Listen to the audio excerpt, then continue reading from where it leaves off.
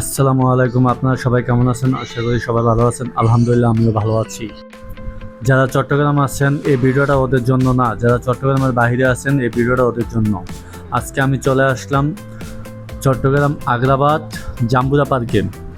যারা কিনা চিন্তা ভাবনা করতেছেন ফ্রিতে কোনো পার্কে ঘুরতে যাবেন, তাহলে আপনাদের জন্য এই জাম্বুরা পার্ক।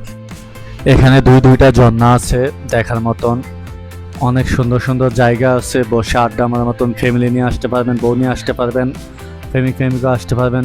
সবার জন্য সুযোগ সুবিধা দেওয়া আছে এখানে। আবার যদি কেউ মা ও শিশু হাসপাতালে আসেন তাহলে এখানে আসতে পারবেন, কারণ মা ও শিশু হাসপাতালের পাশে এই পার্কটা দেওয়া আছে।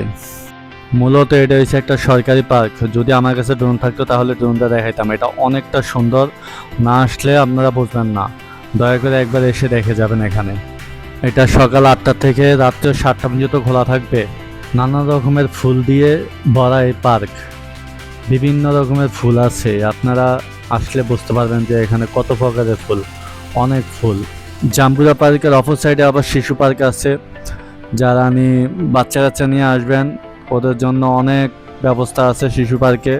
100 টাকা করে টিকিট নিবে।